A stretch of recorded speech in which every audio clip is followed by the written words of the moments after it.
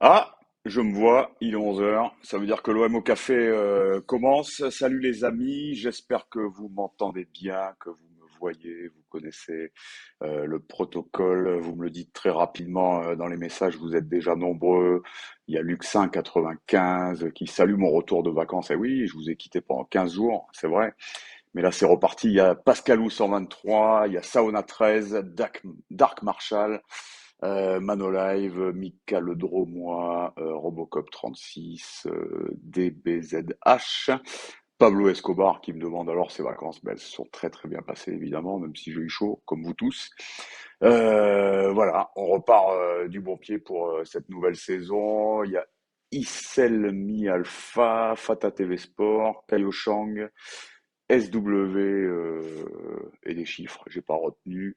Nico Amskas, évidemment, l'habitué de cette émission. Je vous préviens, aujourd'hui, chez moi, il y a beaucoup de vent, donc j'espère que la connexion sera bonne. Vous savez la fragilité de mon ADSL ici. Nico Amskas me demande quelque chose. C'est toujours lui qui pose la première question, c'est fou ça. Nico, il est toujours dans les starting blocks. Que pensez-vous des propos de Tudor d'après-match? Match gagné 1-0 venant d'un ancien joueur du Catenaccio. Je sais pas si c'est un point de gagné ou un point de perdu ou deux points de perdu. Moi, je pense que c'est un point de gagné, mais on va en parler, je pense, tout au long de cette émission. Je regarde les autres questions. Il y a Pixie Fanatique, il y a Bobom 13, il y a Jean-Jean 4122, Maxco, Funky Family, le Dan 66, il y a Alex de Bastia, il y a Pan de Bosquier, tiens, tu connais Bobo, on le salue au passage. Il y en a un qui s'appelle du nom de son numéro de téléphone 06 60 72 90 38. Vous pouvez lui passer un petit coup de fil. Qui me parle d'Olympiens très fatigués en deuxième mi-temps, c'est vrai. Voilà, Djibril Bastrar qui me dit coucou le champ. Voilà, ben, coucou à toi. Wisebot, on le salue également. Jay Patoucheou est là aussi. Et enfin, Drogba R27. Toi, tu me dis deux points de perdu. Euh, bon, effectivement, on avait trois points en poche. On disait, on n'a plus qu'un. Donc on perd deux points, c'est vrai. Après, quand on regarde un peu la physionomie de la deuxième mi-temps, je sais pas ce que vous en pensez, les amis, mais j'ai trouvé quand même un OM assez faible au milieu, face à des Brestois beaucoup plus solides. Un OM très faible devant aussi, j'ai trouvé. Donc, euh, tenu du jeu, bah, de leurs occasions, plutôt qu'on a gagné un point. Ça, en saison, évidemment. Mais bon, une victoire à nul à l'extérieur, c'est pas pour moi un mauvais résultat. Tiens, il y a quelqu'un qui me pose une question. C'est Funky Family qui me demande, salut Chris, y a-t-il une option d'achat sur Nuno Tavares parce qu'il est très bon? Ben ouais, il est très bon. Et ben non, il n'y a pas d'option d'achat. Alors après, je sais pas comment ça se passera en fin de saison, mais enfin, s'il aligne des performances comme celles lors des deux premières journées, je vois mal Arsenal ne pas le récupérer parce que, écoutez, moi je suis un peu comme vous, j'imagine. On s'est pas vu pendant 15 jours, donc on n'en a pas parlé. Mais Nuno Tavares, moi, j'y connaissais rien du tout. On m'avait dit que c'était franchement pas terrible, bon, qu'il y avait de la vitesse, de la puissance, mais qu'il n'avait pas du tout sa place à Arsenal. Soit, enfin moi, ce que j'ai vu sur les deux premiers matchs, notamment le premier, euh, j'ai vu un joueur tout simplement sans penser. Physiquement et techniquement, on peut avoir le physique, on peut avoir la puissance et la vitesse, mais on peut avoir deux parpaings à la place des pieds. Moi, je le trouve bon sur tous les plans, ce Nuno Tavares. Tout comme Klose, mais bon, Klose, évidemment. Donc, moi, j'adore ce joueur. On va parler durant toute cette émission de ce que j'ai un peu découvert, puisqu'on ne s'est pas vu, de ce que vous avez découvert aussi. Mais moi, j'adore ce joueur, et bon, malheureusement, vu les perfs, je vois mal Arsenal ne pas le récupérer, un peu comme avec Saliba. Tiens, Saliba qui a marqué ce week-end contre son camp, si je ne m'abuse. Il y en a qui me disent, qui me parlent de Gerson et d'Under et de Milik évidemment. Le trio offensif très léger, hein, très léger. Bah tiens, puisqu'on parle de découverte, on parlait de Nuno Tavares. Vous pouvez me dire ce que vous en pensez aussi. Je suis surpris de ne pas avoir vu. Alors j'ai pas tout suivi. Je sais pas pourquoi il n'a pas joué. Je suis surpris de ne pas avoir vu Suarez parce que lui, c'est pareil, hein. Moi, je l'ai vu arriver, je travaillais encore lorsqu'il a signé. Je le connaissais pas du tout. Je trouvais le prix quand même assez cher. Bon, voilà, il venait de Grenade, on va pas dire que c'est une référence européenne. Bref, ça me semblait un petit peu foireux comme transfert.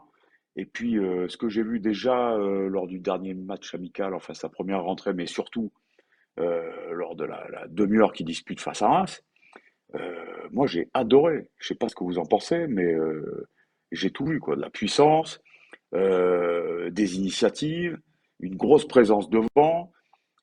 Enfin, j'ai beaucoup aimé. Moi, j'ai vraiment envie de le revoir. Et bon, j'aurais bien aimé le voir au moins en deuxième mi-temps à Brest. Voilà. En tout cas, moi, pour moi, c'est une découverte. Bon, il y a eu Bakambu aussi, mais Suarez, ça m'a impressionné. Alors, est-ce que c'est un one shot parce qu'il était hyper motivé au Vélodrome? J'en sais rien. Mais il y a quand même des qualités. Voilà. Pour résumer, j'aimerais pas être défenseur face à un mec comme ça. Euh, voilà. Bon, je sais pas ce que vous en pensez. Sanchez Payet à la place de Under Gerson, oui, pourquoi pas. De toute façon, il va y avoir une rotation, hein. On a du monde devant, on a du beau monde. Voilà, même si Milik, pour moi, bah, c'est un peu dans la même veine. Je reste tout le temps sur ma faim avec lui. Je dis pas que c'est à cause de lui qu'on n'a pas été bon hier, mais c'est sûr qu'avec un Dieng, bon, je préférerais ou Suarez parce que Dieng, ça aussi on va en parler, mais c'est un dossier un petit peu à part. Après, la réflexion que je me faisais hier, je sais pas ce que vous en pensez. Je trouve qu'avec ce milieu à deux et des pistons qui rentrent pas forcément à l'intérieur du jeu comme on pouvait voir sous Sampaoli, je trouve qu'on est un peu limité, que ce soit en poids, en puissance et surtout en présence au milieu. Alors plutôt que ce 3-4 2-1, moi je me disais que je verrais bien un 3-5-2 traditionnel avec un vrai milieu à 3, c'est-à-dire avec une sentinelle devant la défense, alors qui peut être Verretou, qui peut être Guendouzi, qui peut être Rongier, peu importe. Et puis deux milieux un petit peu plus haut, deux milieux relayeurs. Là c'est pareil. Pourquoi pas un milieu Guendouzi, Rongier, Verretou, Guendouzi, Gerson, Verretou. Enfin voilà, on a des bons joueurs. Et je pense qu'avec un peu plus de présence, un peu plus de densité au milieu, on subirait moins. Non seulement on subirait moins, mais je pense qu'on serait plus dominant. Voilà, dites-moi ce que vous en pensez. C'est une réflexion que je me suis faite hier soir. Voilà. Colopus me dit après son premier match, je comprends pas que Suarez rentre pas hier. Ouais, moi je pense que Tudor commence déjà sa rotation avec tous ses joueurs offensifs. Il y a beaucoup de joueurs offensifs. Alors il y en aura peut-être moins à la fin du mercato, j'en sais rien. Mais ouais, je suis d'accord avec toi. Moi Suarez, j'ai très très envie de le revoir. Voilà. Et je pense que les défenseurs adverses n'ont pas du tout envie de le revoir. Caillou Chang me dit Zakarian est pas con, il connaît mieux notre équipe que Tudor et a créé la parade. Ouais, je sais pas s'il connaît mieux notre équipe que Tudor, mais il connaît bien son équipe.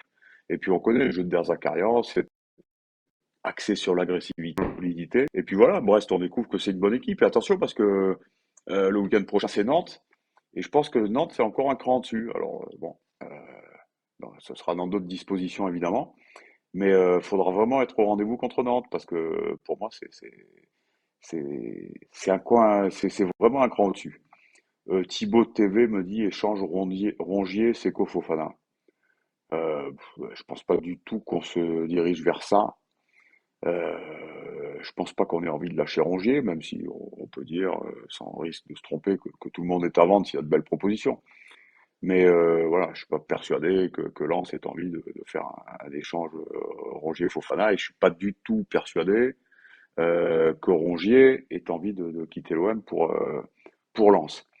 Le Dan 66 me dit vendre Milik, prolonger Dieng. Ben moi moi j'en rêve depuis des mois et vous le savez, hein, vous connaissez ma position sur Milik et vous connaissez ma position sur Dieng. Donc moi c'est un dossier que je suis bon depuis le début de l'été et depuis aussi le début de mes vacances il y a 15 jours qui m'attriste. Alors La version, moi je l'ai encore eu ce matin, la version des dirigeants, c'est qu'il y a un manque d'implication, un manque de forme physique de la part d'un Dieng qui traînerait un certain spleen, qui traînerait un peu les pieds à l'entraînement. Ça, c'est l'avis de Tudor et de la direction sportive. C'est possible, hein. Moi, je suis pas à l'entraînement, j'en sais rien. Euh, il y a aussi un problème extrasportif. Je vous en ai parlé bien avant de mes vacances. J'ai même fait des papiers là-dessus, puisque le partenariat avec Diambar, hein, de toute façon, de fait, s'arrête. Euh, que l'agent de Dieng, c'est le fils du patron de Diambar et que ça colle pas du tout entre lui, entre ce qu'il demande, ce qu'il veut et les dirigeants olympiens. Donc oui, c'est un petit peu tout mélangé. Voilà, moi je crois Tudor qui est très axé là-dessus, qui est très exigeant physiquement. S'il nous dit qu'il trouve que Bamba Dieng n'est pas affûté, bon, ben, j'ai pas de mal à le croire, mais comme vous aussi, je pense qu'il y a surtout un problème extrasportif. Et puis aussi et surtout, là, enfin une possibilité, il y en a peut-être une tous les 10 ans à l'OM, de faire une grosse culbute avec un joueur. Donc on sait que c'est une volonté aussi de McCourt hein, qui attend les ventes, hein, parce que pour l'instant c'est un fiasco complet, comme chaque année. Hein. Voilà, j'incrimine pas plus Longoria que les autres, puisque là-dessus l'OM est pas bon.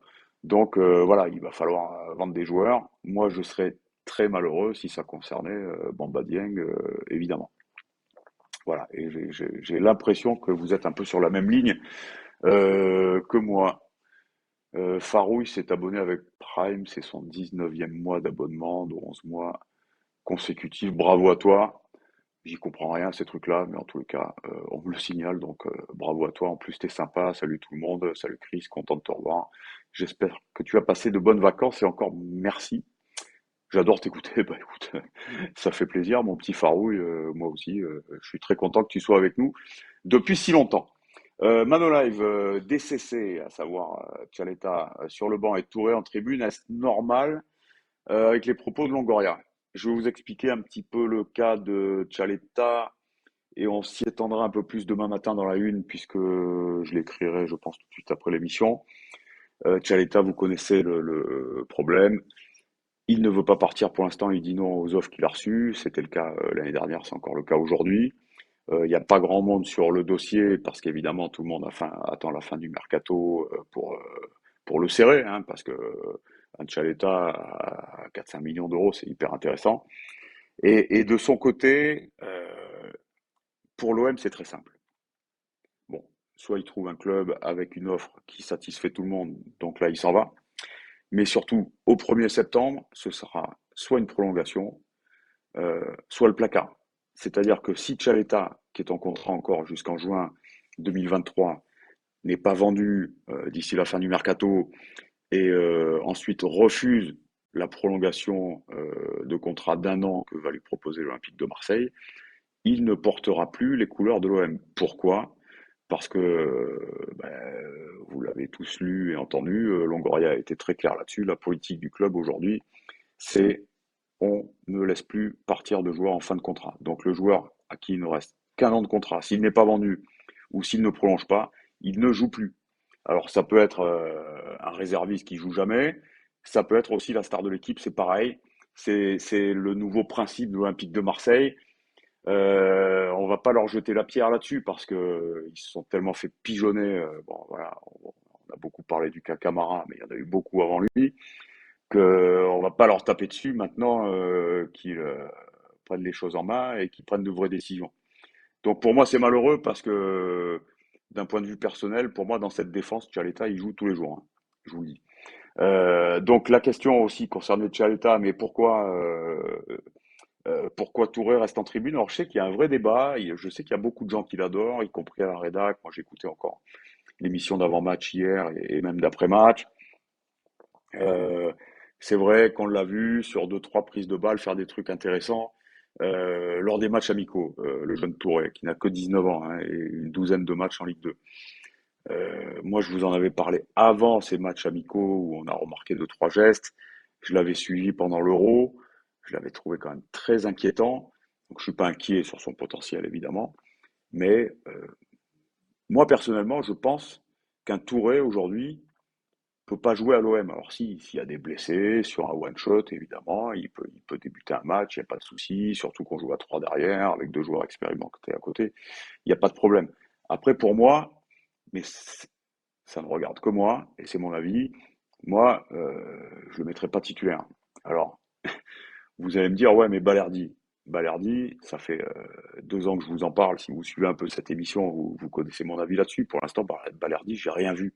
Je comprends pas ce qu'il fait là, je comprends pas pourquoi on l'a acheté. Alors, des gens qui connaissent bien mieux le football que moi me disent qu'il y a un vrai potentiel, donc je les crois, hein. Moi, je suis ni technicien, je suis pas ancien joueur professionnel, voilà. Mais enfin, je suis comme vous, j'ai des yeux, je regarde les matchs. Je regarde beaucoup de matchs depuis très longtemps. Et moi, Balerdi, à chaque fois, il m'inquiète. Voilà. Il m'inquiète. Je trouve qu'il n'a pas le niveau. Alors, parfois, il y a une certaine élégance. Enfin, l'élégance, ça fait pas tout, quoi. Voilà. Donc, euh, moi, entre Touré et Balerdi, je suis bien emmerdé pour choisir parce que Touré, je pense qu'il est pas prêt. Et Balerdi, pour moi, j'ai rien vu. Donc, depuis le début, je le trouve nul. Il n'y a pas un match, ou sauf peut-être un match facile où il a marqué. Je sais plus, peut-être à Lorient l'année dernière, je sais plus. Bref, voilà. Si, hormis ça, pour moi, Balerdi, il y a rien, quoi. Tu gardes le petit Perrin. Pour moi, c'est 2 crans au-dessus. Voilà. Alors, peut-être que dans un an ou deux, je retournerai ma veste et je l'espère. Mais pour l'instant, j'ai rien vu. Donc entre les deux, je suis emmerdé. C'est pour ça que je vous dis, si c'était moi, Tchaleta, il jouerait en claquette. Mais bon, voilà. Il y a cette politique du club et je la comprends, hein. Je me fais pas la caisse de résonance du club. Vous me connaissez, c'est pas du tout le cas, hein. Mais je comprends qu'on en ait assez de se faire pigeonner à chaque fois par des joueurs qui restent jusqu'au bout de leur contrat et qui partent gratos. Donc, je vais pas leur taper dessus pour ça. Voilà. Je trouve ça dommage. Euh, Pape, Papéo Gay Douzi me dit Balerdi, c'est quoi? Attends. Balerdi, c'est le Doria argentin. Doria, qui a été élu meilleur joueur du championnat mexicain, quand même. Alors, le championnat mexicain, c'est pas de la merde. Bon, ben, ça veut dire que le petit Doria, enfin le grand, finalement, ben voilà, c'est devenu un vrai joueur et qu'il est bon. Euh, je, je, je pense que Balerdi, j'espère que Balerdi suivra cette même trajectoire. Alors peut-être qu'il devra s'exiler au Mexique, rentrer en Argentine, j'en sais rien, partir en Italie. Mais moi, voilà, ça m'emmerde de lui taper dessus parce qu'il a l'air bien, tout ça, mais je suis pas fan. Bastion Reigns, salut la champ. Après le match d'hier soir, trouves-tu pas que ça manque d'intensité au milieu de terrain? Alors, Bastion Reigns, t'as pas écouté le début de l'émission, parce que justement, je trouvais qu'on manquait de présence, d'intensité et de volume au milieu. Et je préconisais, hein, le grand coach que je suis, préconisait peut-être un tout petit remaniement, parce que c'est rien, euh, en 3-5-2, voilà, avec 3 vrais milieux de terrain, et puis 2 attaquants qui peuvent être la pointe. Moi, ce serait Suarez et, euh, et un Sanchez, par exemple. Moi, j'aimerais bien, voilà. Mais avec un vrai milieu de terrain à 3, voilà, dont une sentinelle. Jean Doumé me dit Gigot pas ouf. Ouais, Gigot pas ouf. Bon, il y a eu 2 matchs, hein. Bon, il y a eu des matchs amicaux, mais moi, vous connaissez ma politique. On n'était pas là. J'étais pas là pendant qu'il y a eu le feu, là, pendant que tout le monde voulait mettre le feu à la commanderie à cause des matchs amicaux. Mais vous savez qu'avant ça, j'ai quand même vu les premiers matchs avec les premières défaites, Norwich, etc. Je vous ai dit, les gars, calmez-vous. C'est des matchs amicaux qu'on ne devrait même pas voir à la télé. Donc voilà. Mais pour revenir à ta question, Gigot, ouais, j'attends mieux, mais je suis serein. On m'en a dit tellement de bien par des gens qui le connaissent vraiment, pas des gens, pas des amis à lui, hein, mais des recruteurs qui l'ont vu, des agents, pas des agents, des recruteurs ou des techniciens qui l'ont vu, confiant. Voilà. Mec, découvre la Ligue 1. Découvre la Ligue 1. Il s'est exilé pendant des années en Russie. Je suis pas du tout un spécialiste du championnat russe, mais bon, voilà, c'est peut-être pas le même jeu, peut-être pas le même niveau aussi, parce que moi, je fais partie des gens qui pensent que la Ligue 1, c'est très, très dur. Donc, voilà, pour un défenseur qui va se taper les attaquants de Ligue 1 qui vont à 200 à l'heure toute la saison, voilà, là, on va voir vraiment son niveau à l'ami Gigot. Qu'on enlève Balerdi et qu'on rajoute un milieu offensif. Donc à ce moment-là, tu passes à une défense à 4. Je pense pas que ce soit D'ailleurs, il l'a répété encore hier soir, hein, c'est pas du tout le projet de l'ami Tudor. Manji, le seul souci, c'est Balardi. Bon, attention, j'ai été un peu dur avec lui. On va pas tout lui mettre sur le dos non plus. C'est pas à cause de Balardi qu'on n'a pas gagné à Brest. Sur le papier, on a des attaquants formidables. Ils auraient pu faire la différence. Et au milieu aussi. DJ Simone sur le papier, oui, les joueurs sont plus faits pour un 3-5-2. Mais devant, ça fait 7 joueurs. Ouais, ça fait 7 joueurs sur deux places. Alors il faut vendre Bakambu, Under. Et oui, oui, ben oui, devant, ça fait 7 joueurs pour deux places. Mais tu fais pas ton équipe en fonction du nombre d'attaquants que tu as, en te disant, putain, j'ai plein de super attaquants, je suis obligé d'en mettre beaucoup au détriment du reste. Non, non, que tu aies deux bons attaquants ou sept, t'en mets que deux. Voilà. Euh, Ça marche pas comme ça. J'espère que ça marche pas comme ça, en tout cas. Euh, Fafa TV Sport HD, il a un nom à mettre des streams illégaux sur Twitter, lui. Son système à Tudor, c'est balance devant et centre. Bon, c'est peut-être un peu plus compliqué que ça, hein. C'est pas parce qu'il vient de la Serie A. La Serie A, c'est plus le Catenaccio. Après, c'était un entraîneur d'une équipe non pas dominante, mais recroquevillée, qui était loin d'être favorite. Donc forcément, ben voilà, il fait pas de la possession, il fait pas vraiment un jeu de possession, ça joue pas au handball autour de la surface. Ça c'est vrai. Mais je pense que c'est quand même un peu plus recherché que ça. Après moi ça me dérange pas, hein. Quand tu as le matos qu'il faut, jouer long devant pour jouer les deuxièmes ballons, moi j'aime bien, tu vois. Voilà, moi je suis pas un fan du Barça de Guardiola. Enfin, je l'ai été, mais je pense qu'aujourd'hui, surtout en Ligue 1, c'est compliqué. Moi, un défenseur qui balance dans les tribunes quand c'est chaud, j'applaudis. Et puis, je suis pas contre jouer long non plus quand on a le relanceur et je vais dire le récepteur, le receveur adéquat. Théo 23, pourquoi le pressing et le jeu rapide vers l'avant sur le match contre Reims a complètement été oublié hier soir? Je pense qu'on n'a pas joué contre une équipe bis de Reims, mais pas très loin quand même. Il y avait beaucoup, d'ailleurs, je crois qu'ils ont encore pris une valise ce week-end. Donc je pense que tout simplement, en plus c'était Ovel, c'était beaucoup plus facile contre Reims. Brest, c'est solide, hein. Encore une fois, voilà, toutes les équipes de Ligue 1 sont solides. Et Brest, encore une fois, c'est Derzakarian. Derzakarian, vous n'avez pas connu certainement la plupart d'entre vous. C'était pas un poète, hein, c'était un défenseur central, c'était un découpeur, hein. Voilà, méchant, méchant dans le jeu, dans les paroles, l'intimidation. Donc je dis pas qu'il entraîne comme il jouait aujourd'hui, mais voilà, c'est un mec qui entraîne des équipes de deuxième partie de tableau, souvent, hein, même s'il a fait mieux avec Montpellier, et c'est un mec qui sait faire, hein, voilà, pour jouer des grosses équipes comme l'OM. Donc il n'y a pas que l'OM, il y a souvent l'adversaire en face, on a souvent tendance à l'oublier. Euh, te- te- te- te- te- euh, Si, il a joué à Montpellier, ouais, c'est ce que je viens de dire. Avec Montpellier, il a fait des bonnes choses. Asmet, le fait est que 4 sur 7 de nos joueurs offensifs se sont manqués hier. Ouais, c'est vrai, manque de fraîcheur, j'en sais rien, voilà, beaucoup de la préparation, bon, on va pas le dire à chaque fois, hein, mais ils n'ont pas été bons. Après, vu qu'on a été dominé au milieu par Brest, je suis pas étonné, et j'en reviens à mon 3-5-2, je suis pas étonné que ceux de devant aient eu du mal à faire la différence. Made in France me dit, il s'est fait découper par Cantona, le Darzakarian. Vous vous souvenez peut-être de cette image, elle est facilement trouvable sur les réseaux, sur YouTube. Cantona avait complètement dégoupillé et avait tenté de briser le genou, je crois que c'était d'ailleurs assez réussi, de Darzakarian. C'était une occasion complètement folle, on a tous été fans de Cantona, mais il faut savoir que parfois, il avait les fils qui se touchaient, et là c'était un attentat, quoi. Ce qu'il avait fait à l'époque sur Darzakarian, vous le faites dans la rue à un mec qui passe, vous allez en prison. Voilà. Donc, bon, on connaît parfois les fils se touchaient. Et donc on en revient à Darzakarian qui a peut-être payé sur ce coup-là pour l'ensemble de son œuvre, on va dire. Qu'as-tu pensé de la prestation de Ruben Blanco, me demande Fonky Family? Ben, du bien, hein. Du bien, c'est pas mal ce gardien. Bon après, je suis pas surpris. Si Ribalta et Longoria, qui sont des Espagnols, des spécialistes de la Liga, sont allés chercher le gars, c'est pas parce qu'ils lui devaient des thunes, voilà, ou qu'ils le connaissent, ou qu'ils étaient à l'école avec lui, c'est qu'il est bon.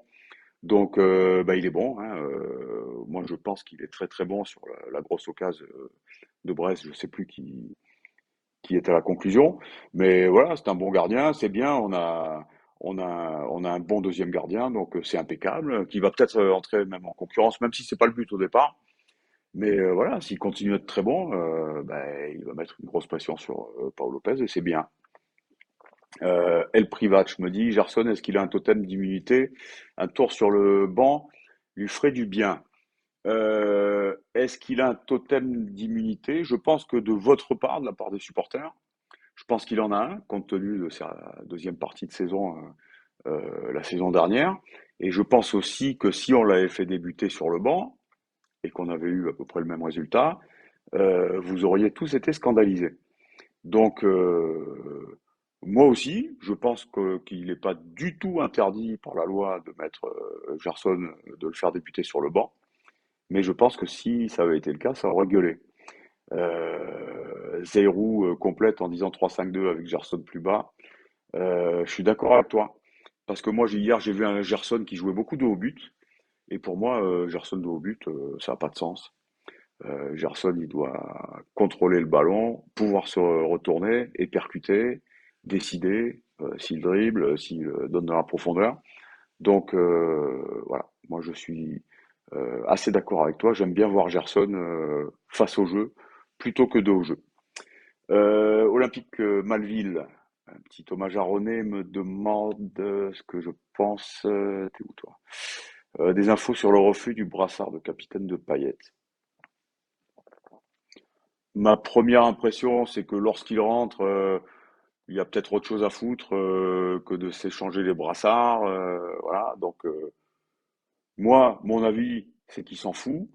D'autres vont peut-être traduire ça par une certaine aigreur de Payet qui serait un peu blasé parce que ça fait 2 matchs qu'il débute sur le banc. Les deux avis sont entendables, je pense. Je sais pas ce que vous en pensez. Il y a peut-être un problème Payet. À mon avis, il y en aura sûrement un si ça continue. Est-ce que c'est le cas là? Je pense pas. Voilà. Pour moi, ce refus de brassard, c'est anecdotique. Voilà. Il y en a qui tiennent à leur bout de tissu, il y en a qui s'en foutent. Je pense qu'ils s'en foutent. Payet me dit la bubule. Payet a du mal à digérer la préparation à la mode Tudor, surtout quand on se ramène avec 3-4 kilos de trop des vacances. Comme d'hab, je dirais. Ben, je dirais un peu comme toi. Euh, vous a pas échappé que Tudor, il voulait des joueurs qui cavalent, des morts de faim, comme j'aime à dire, moi, des chiens affamés. C'est pas le cas de Payet quand il rentre de vacances, mais ça on le connaît, Dimitri. Donc c'est sûrement pour ça qu'il le fait pas débuter, parce que là, c'est pas, on veut vendre Payet, donc on le met au placard, c'est pas ça. Donc s'il débute pas, c'est que Tudor, qui est très très très à cheval là-dessus et qui regarde pas les noms, se dit, bah voilà, il n'est pas à son top, donc je le fais pas débuter. Moi, ça me choque pas personnellement. Il y en a peut-être que ça choque.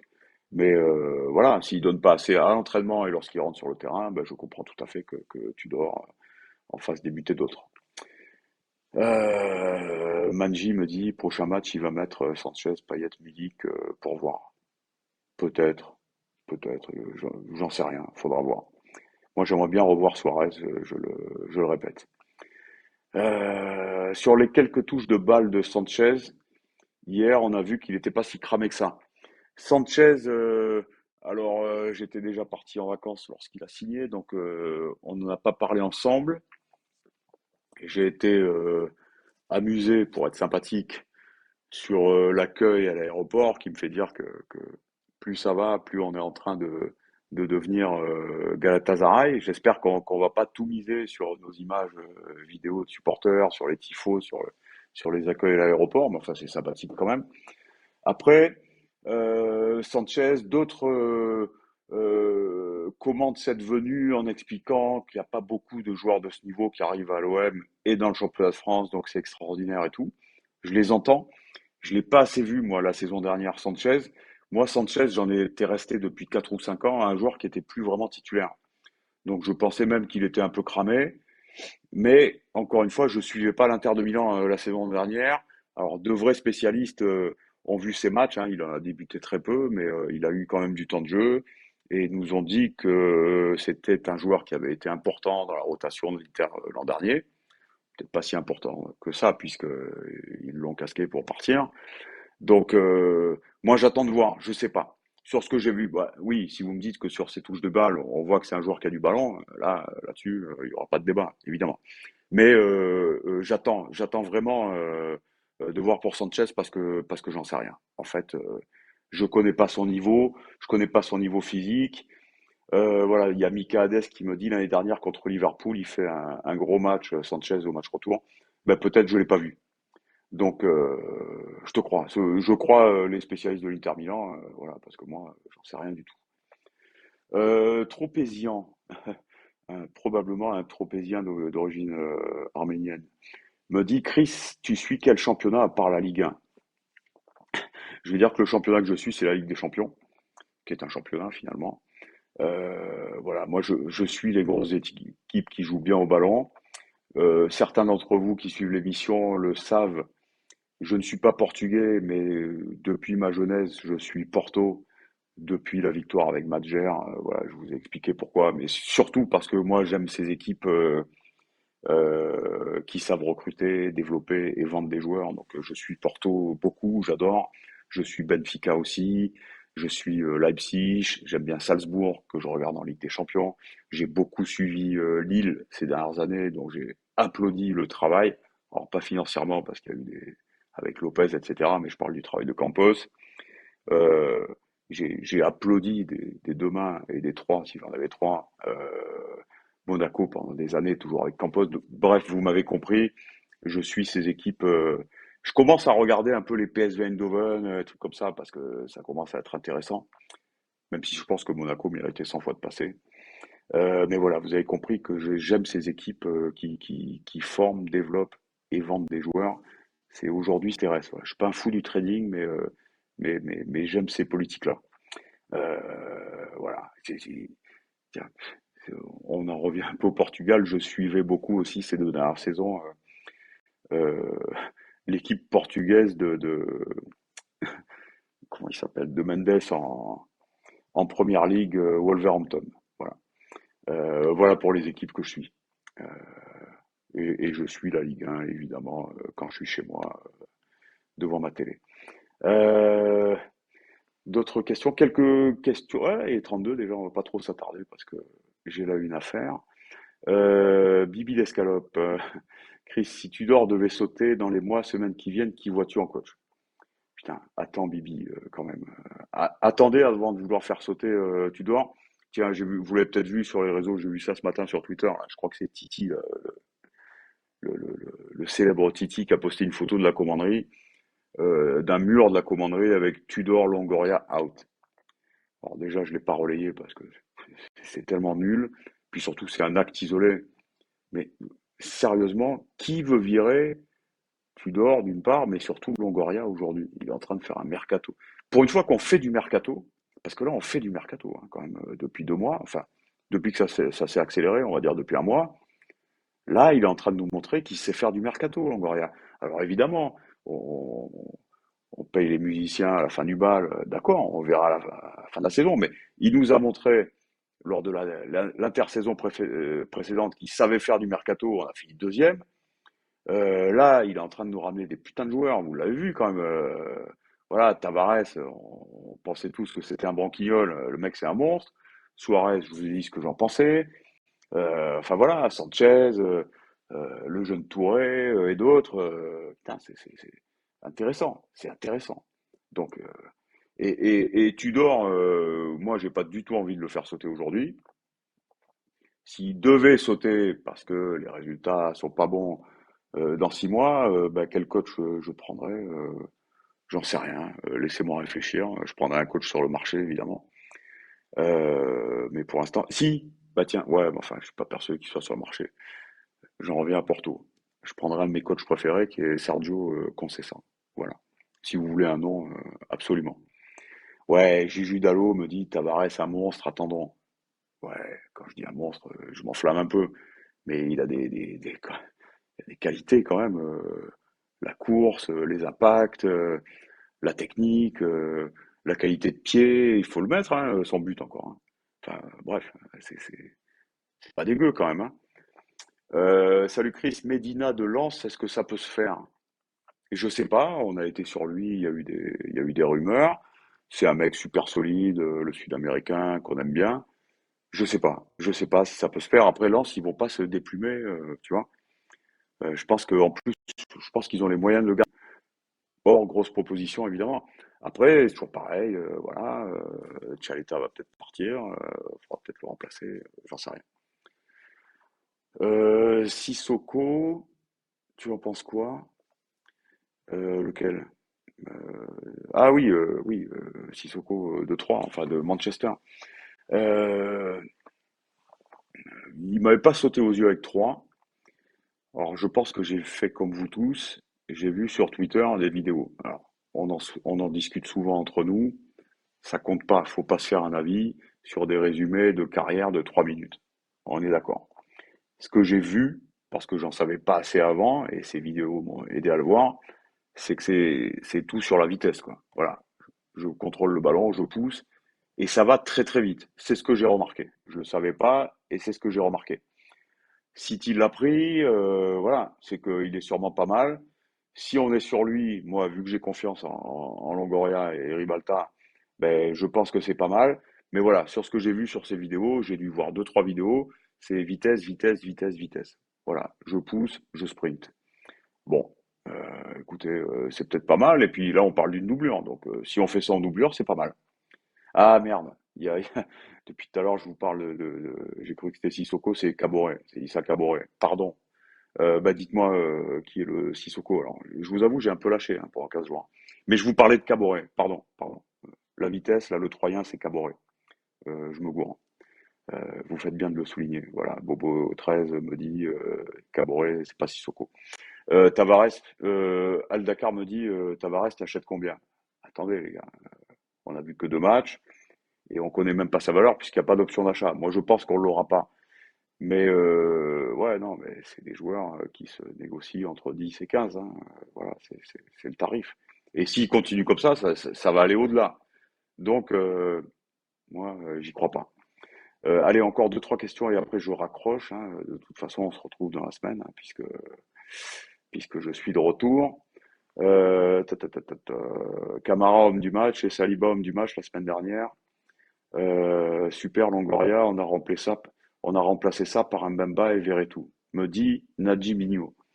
Faut pas que tu le prennes comme ça, Nadji, parce que Longoria, on l'aurait embrassé sur la douche, putain, sur la bouche ou sous la douche si vous voulez, quand il nous a ramené ces deux-là. Donc on n'a pas pu faire mieux que des prêts sans option d'achat, mais en tous les cas, on les a eus. Donc voilà, on peut pas les acheter. Ben, c'est comme ça, mais c'est mieux de les avoir eus quand même sur une saison. Donc soyez pas trop dur, soyez pas trop dur. Euh, Qu'est-ce que vous voulez faire? On n'a pas 40 patates à mettre sur un joueur. Donc c'est comme ça. Après on les a remplacés par même Mbamba et je sais plus de qui tu parlais. Euh, et Verretou. Ben Verretou, attends de voir, hein. Attends de voir, hein. C'est très bon, hein. Mais bon, ben voilà, Saliba, on n'a pas pu faire mieux. Camara, ben, c'est quand même lui qui nous a planté, hein, excusez-moi. Donc voilà. Moi, pour l'instant, je tape pas sur Longoria, je vous le dis. Vous le savez, hein, voilà, quand il fera des grosses, grosses conneries, ben, je ferai comme tout le monde, je taperai. Ndika ou Bailly, pour toi, on parle de l'axe central. Ndika, c'est Francfort, si je dis pas de conneries. Bon, Bailly, c'est United. C'est des dossiers chers, hein. Parce que Ndika, à mon avis, je sais pas combien ça coûte. Je sais que c'est Jean-Philippe Durand qui l'avait recruté pour Francfort. Voilà. J'en sais pas plus, mais oui, c'est des bons joueurs. Voilà, jeunes joueurs, c'est bon, c'est très bon. C'est peut-être meilleur que ce qu'on a. C'est possible. Dernière chose, tiens, l'ancien me dit, tu penses quoi du cas Bamba Dieng? J'en ai dit beaucoup en début d'émission. Je le déplore, mais voilà, il y a de l'extra sportif et d'après ce qu'on me dit, du sportif aussi, avec un mec qui traîne un peu le pied, Ça, c'est la version club, donc c'est toujours pareil, hein. On prend ça avec de grosses pincettes. Évidemment. Les gars, je vais vous quitter. Vous savez que sur le Phocéen, il y a le talk ce soir avec tous nos amis. Donc ça va évidemment débattre du match, du mercato.